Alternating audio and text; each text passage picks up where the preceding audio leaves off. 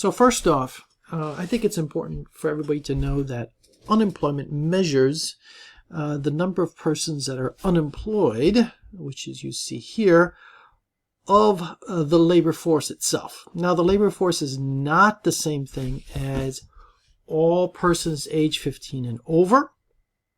All persons age 15 and over is our pool that we'll be pulling from. And it's very important to start with that. We're not going to be looking at young people that could never be unemployed, obviously. So we first start with our pool of people, so the working age population.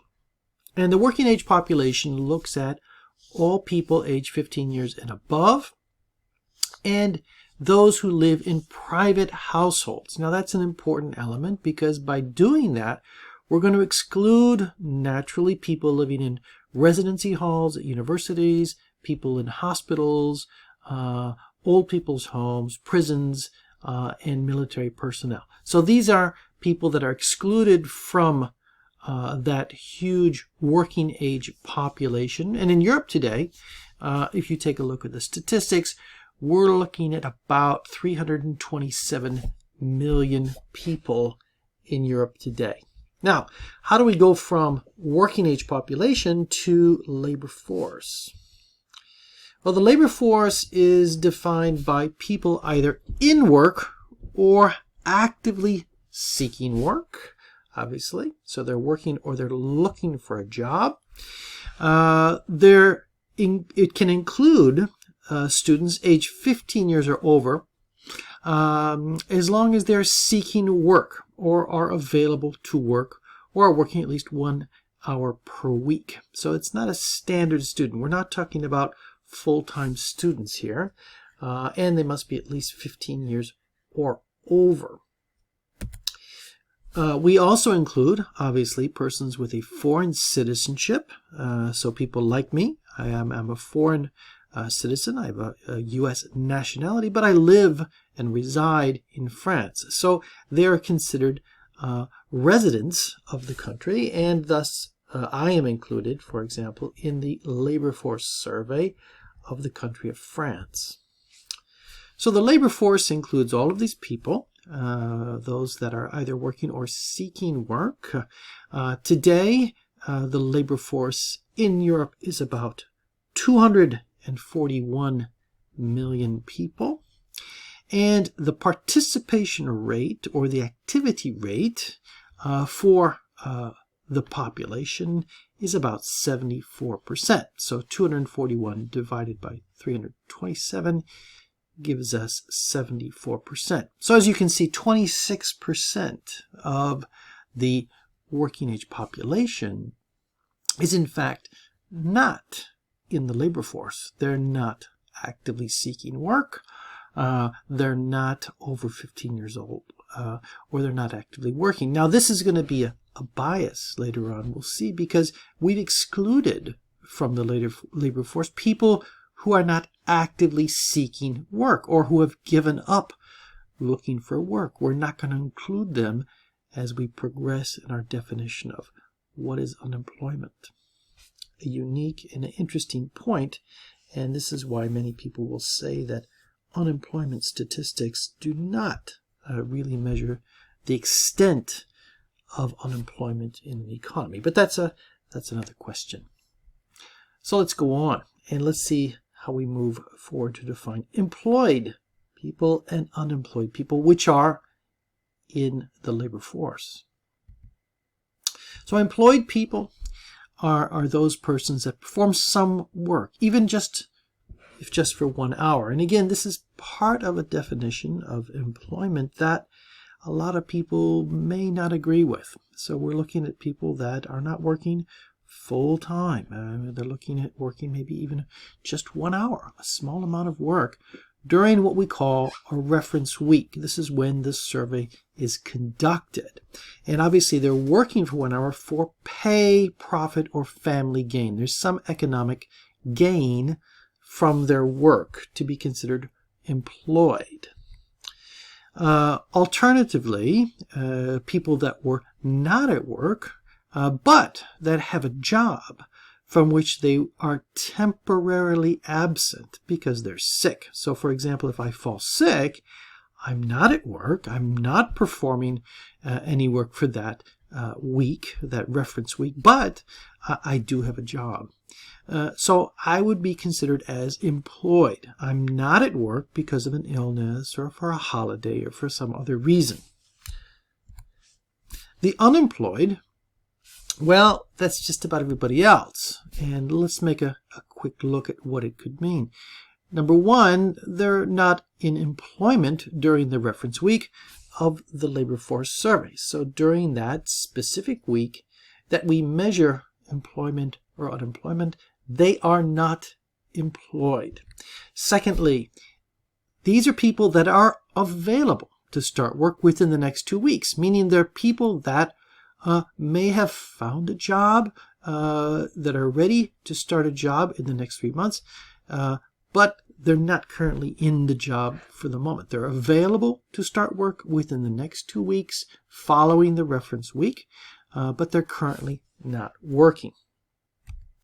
Thirdly, and this is extremely important, the unemployed must be actively seeking employment. If you are not actively seeking employment at some time, you're not part of the labor force. You're not looking for a job. So remember, employed and unemployed, either you're working or you're looking for a work or will soon be taking on a job. So unemployed are actively seeking employment at some time in the 4-week period ending with the reference week. So that means the last 4 weeks. How do we measure actively seeking employment? Well, we can start with having been in contact with the public employment service. So in France and in many European countries, we have unemployment agencies, and people are required to go and look for a job and to make a meeting and have a meeting with these unemployment agencies to be considered actively seeking employment. Now, a lot of times we want to do that. People will do this because to get their unemployment benefits or unemployment insurance, they must also prove they're actively seeking employment. You can also apply to employers directly and prove to the unemployment agencies that you're looking for a job. You can be looking around and all this stuff that you see here listed. Basically, you need to prove this. And as I've said before, the unemployed really will benefit from unemployment insurance if they actively are seeking employment. So let's get back to our definition. We've gone from 327 million people age 15 and over. We've defined our labor force as 241 million, about 74% of the working age population in Europe today. And if we go one step further, we find that we've got about 224 million people that are employed. So we have, on average, in Europe today, about 7% unemployment. And that's our unemployment rate. It's the percent of the labor force, not the percent of the working age population, the percent of the labor force that is not actually working in the reference week. Now, as I've said before, some of these issues of unemployment lead us to believe that a lot of unemployment is not really represented in the unemployment rate. And we call this hidden unemployment. There are 3 types of hidden unemployment. You've probably picked them out as we've gone along in the definition of what is unemployment. The first would be part-time or temporary workers looking for full-time or permanent work. These people are considered employed. I mean, if you take a part-time job and you really want a full-time job, but you take a part-time job because you need some cash or money to get along, well, for the statistics, you're considered employed. Whether you're full-time or part-time, you are employed. So we may have a low unemployment rate, but a lot of those people may only be working part-time, and maybe they want a full-time job. No matter what, they're considered employed and not unemployed. The second would be those persons that are underemployed. And this is typical in economies where people maybe can't find a job that matches their skill set, the types of jobs they really have been trained to do or want to do. And because they have expenses, because they have to pay rent, these individuals will accept a job that is, let's say, lower than what they wanted. So a person that was trained, let's say, to be an engineer, may for some reason take a job working at McDonald's, making hamburgers because he or she has bills to pay. This person is underemployed. This is not the type of job this person wants. But if we look at the macroeconomic statistic, hey, they're working and everybody's happy, but the person's not happy. And so unemployment numbers really don't tell us about the underemployed. Now, you can find statistics about the underemployed, but you don't see it in the unemployment rate. And the last is what I referred to in the beginning, the discouraged workers. The discouraged workers are those persons that are not in our labor force. They have basically pulled themselves out of the labor market and the labor force because they've given up. They've tried to find a job. They've tried to see what they can do. They even maybe tried to find jobs below what they really want. And after some period of time, after maybe a long period of time, they give up. And they're discouraged and they basically stop looking for a job. They are neither employed nor unemployed. They are not in the labor force. They're not in the denominator of the ratio that defines unemployment. And this, again, is a problem with the measure, the statistic of unemployment. It's interesting to look also at how we define those persons that are employed. If we look at employment, about 85%, the vast majority of people that are working today are working for a public or private employer, a company, for example, and they receive, obviously, pay for their work. Some people are self-employed, and they're doing this in their own company. They may be receiving a salary or not because they're, let's say, owners of the company. They may rely then on profits that their company make to reward themselves and may not have a salary per se. That depends on the type of company that you create and how you define your company. 14% of people are self-employed, and they obviously can employ other people. In France, we have very specific definitions for companies that have only one person employed. Self-employment is an option in many countries, and trust me, if you are self-employed, you will continue to pay income tax, and in some cases even more income tax than if you were just employed by an organization. About 14% of people are self-employed today. And lastly, family workers, working in a family business, basically. I mean, they're working in a family-run restaurant or a family-run farm. This represents a very small percent. 1% of workers today, of employed workers, are in family-run businesses. They're not considered as employees. If you are an employee in a family business, you would be in the 85%. You often find family workers at young ages in family-run restaurants and various activities like that. Now, in Europe, if you want to know a little bit more about statistics in unemployment, you can find them on Eurostat. And so what we're going to do is I'm going to show you where you can find this data. It's a very interesting website. Hopefully you've already been to Eurostat. So this is the website here.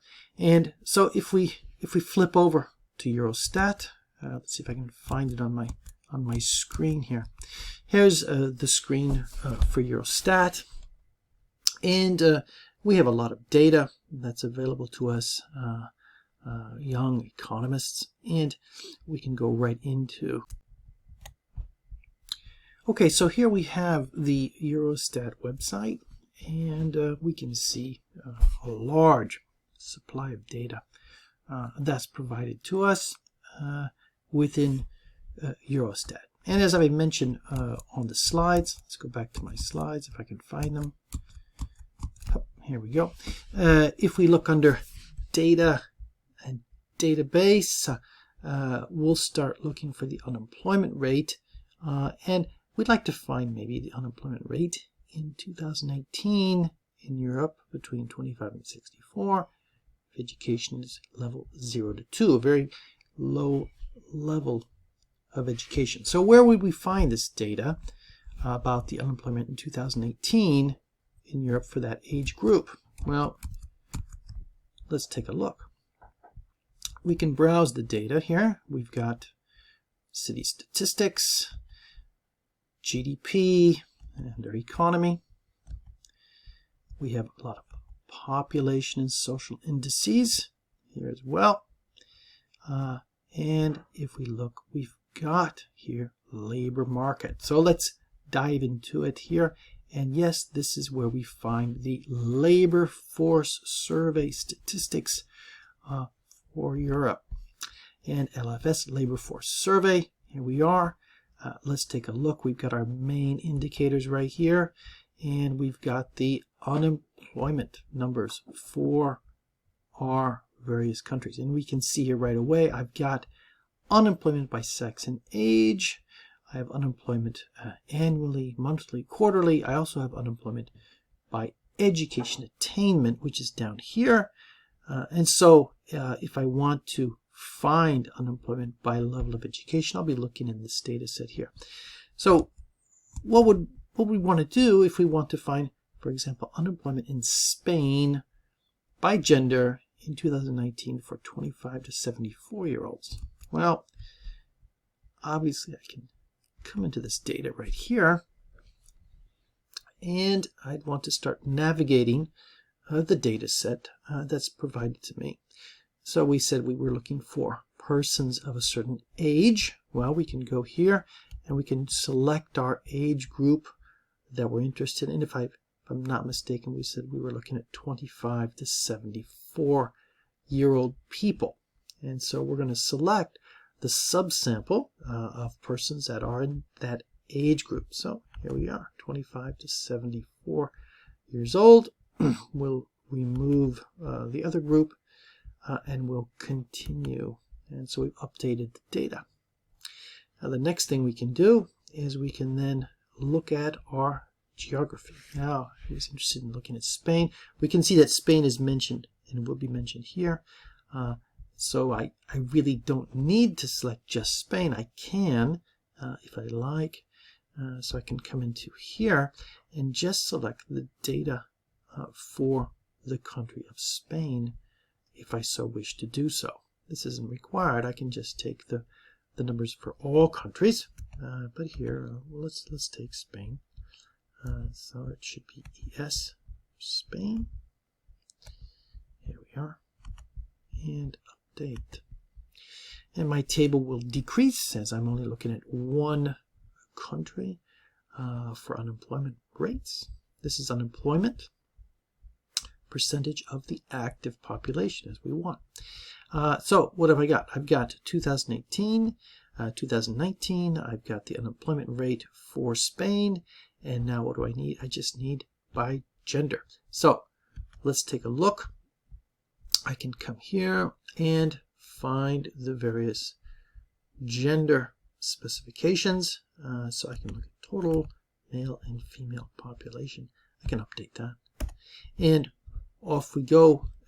And I should be able to find the annual unemployment rate in Spain for 25 to 74-year-olds.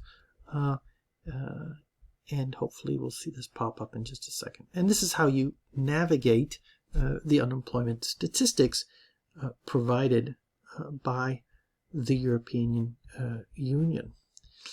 I don't see the numbers here for everybody, but if I were to just look for males, obviously I would have the male population, and it's updating, or I could have just the female population if I want. So what I'd like you to do is to take a minute, go to Eurostat, see if you can find out the unemployment rate in 2018 in Europe, 25 to 64-year-olds, if education level is 0 to 2. And do this for the entire 27 EU countries. So see if you can find that unemployment rate. Also, take a look for unemployment in Spain by gender from 25 to 74-year-olds for December of 2019. So that would be the reference year. And I think that you can find the monthly data as well. So take a look at the monthly, not the annual data like I was showing you, but the monthly data and focus on December 2019. What I'd like you to do now is to pause the video, see if you can find this information, and we'll continue afterwards.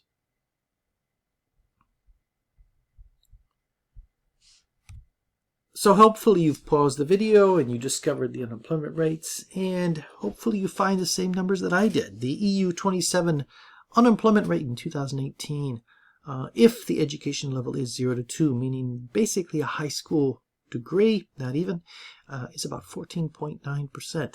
And in Spain, by gender, we're looking at an unemployment rate of 15.9% for women and 12.2% for men in the month of December.